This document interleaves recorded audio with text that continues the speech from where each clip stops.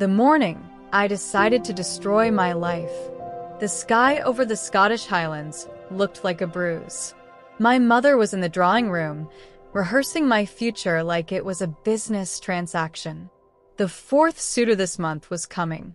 A wealthy widower, 2 dead wives, and apparently, excellent husband material. That was the moment I realized something terrifying. I wasn't a daughter. I was inventory. And by the end of that week, I would marry a complete stranger just to burn her plans to the ground. What I didn't know, he was hiding a secret powerful enough to flip the entire game. And when the truth came out, my mother didn't just lose control of me. She lost everything. If you've ever felt trapped by someone else's expectations, if you've ever wanted to choose your own chaos instead of living in someone else's prison, go ahead and hit that like button.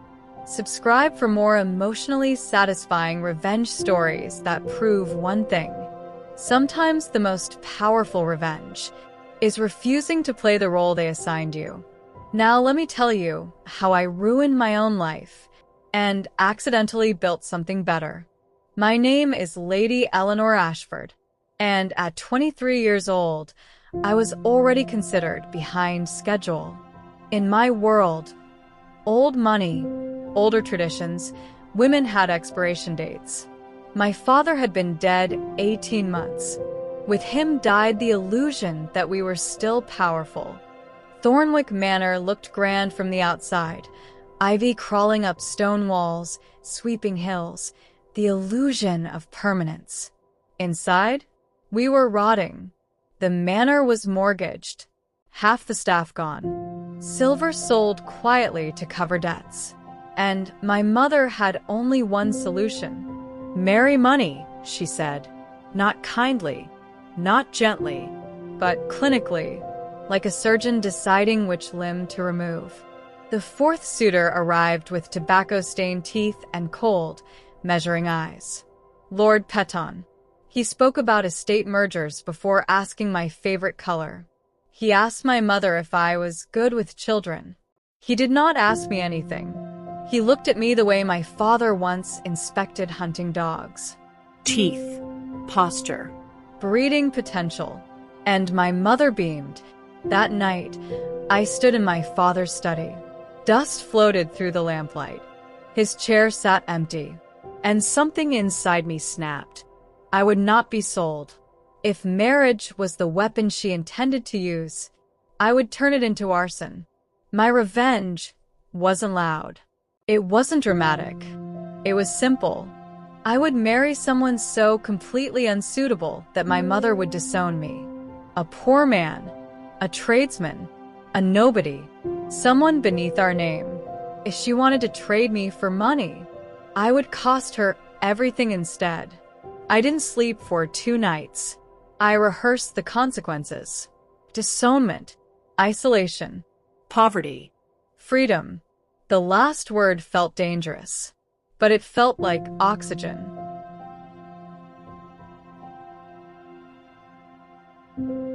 3 miles away sat the village of Brar. People there worked, sweated, lived without worrying about lineage. I left before sunrise in my plainest cloak. The walk was harder than I expected. My boots weren't made for frozen highland mud. By the time I reached the square, my pride had blisters. And suddenly my plan felt absurd. What was I going to do? Propose to a blacksmith? Interview farmers like a desperate spinster? Then I heard hooves on cobblestone. A soldier rode into the square. Uniform faded, posture straight, face carved with exhaustion. There was a scar along his jaw, his eyes, the color of a winter sea before a storm. He dismounted carefully, like someone who had learned not to trust solid ground. When he looked at me, something in my chest tightened. He didn't look at me like a prize. He looked at me like a problem. I walked up to him. My heart pounded so violently, I thought it might expose me. "Are you married?" He blinked. "I beg your pardon? I need to know." Silence stretched. Then, "No." "Good," I said. "I have a proposition." His name was James Mackenzie. He didn't laugh. He didn't mock me. He studied me like a battlefield. "You're running from something," he said. "Yes." "I won't ask questions?" No. "And in exchange? A legal marriage, a modest sum, and I disappear from my mother's control." He looked past me, Scanning. assessing risk. "You understand what poverty costs?" he asked. I met his eyes. Yes. "But I understand what suffocation costs more." That was the moment something shifted. He extended his hand. "If we do this, we do it properly." I took it. His grip was steady. Warm.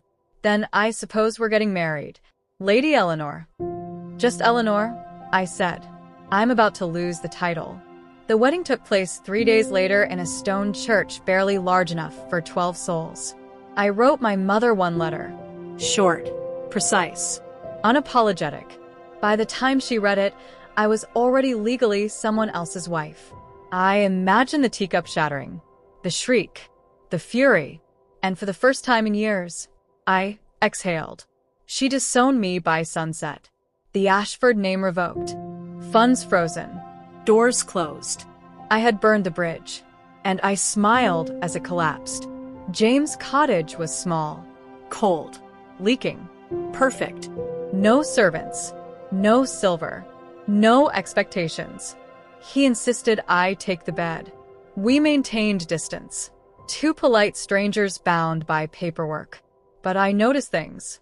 The way he woke before dawn. The way he winced when lifting wood. The nightmares he tried to hide. He carried silence like armor. On the 8th night, I asked, "What are you running from?" He looked at me for a long time. Then he said something that shattered the illusion entirely. "My full name is James Alexander Mackenzie." Pause. "The Duke of Strathmore." I laughed. It felt hysterical. Cruel irony wrapped in fate. "I married a poor soldier to escape wealth," I said between breaths. "And I married an aristocrat to escape a title," he replied. He had inherited at 19. Drowned in responsibility. Expected to become a symbol, not a man. So he fled. Joined the army under a false name. Chose mud over marble. War over ballroom. "I saw you in that square," he said. And I recognized the look. That need to escape. We weren't opposites. We were mirrors. Here's where it becomes delicious. Because my mother didn't know. She thought she'd been humiliated. That I'd married beneath myself. That I would suffer. But weeks later, a carriage arrived at Thornwick Manor, bearing the crest of Strathmore. And inside it, a formal invitation. To the Duchess Eleanor Mackenzie. To attend the reopening of Strathmore Estate under new leadership. Mine and James. My mother arrived furious. Expecting to sneer. Expecting to pity. Instead, she stepped into a hall filled with landowners, officials, influence. And there I stood. Not sold. Not ruined. Chosen. James introduced me properly. "Allow me to present my wife, the Duchess." The color drained from her face. I watched realization dawn. She hadn't lost me to poverty. She had lost me to power. But this time, power I chose. She cornered me in the corridor. "You manipulated this." "No," I said calmly. "You tried to. You embarrassed this family. You tried to sell me." Her jaw trembled. "You could have had security." "I have it," I replied. And I didn't have to surrender myself to get it. For the first time in my life, she had nothing to say. No leverage. No authority. Just consequences. That was the revenge. Not humiliation. Not cruelty. Control. Taken back. Standing in that ballroom, watching my mother forced to curtsy, not to me as a daughter, but to me as a duchess. That was the moment, not because of status, but because I saw it in her eyes. She no longer owned my future. She no longer controlled my value. I wasn't inventory. I wasn't an investment. I wasn't currency. I was choice. And she hated that most of all. James squeezed my hand as the orchestra swelled. And in that crowded hall filled with expectations and politics, I felt freer than I ever had in a leaking cottage. Because this time, the life I stood in was one I walked into willingly. Here's what I learned. Sometimes revenge isn't about destruction. It's about refusal. Refusing to be traded. Refusing to shrink. Refusing to let someone else decide your expiration date. The most powerful move you can make is choosing yourself, even if it terrifies everyone around you. If this story gave you chills, hit that like button. Tell me in the comments, what would you have done in Eleanor's place? Would you risk everything for freedom? And subscribe for more stories where justice isn't loud, but it's deeply satisfying. Because sometimes, the sweetest revenge is living well on your own terms.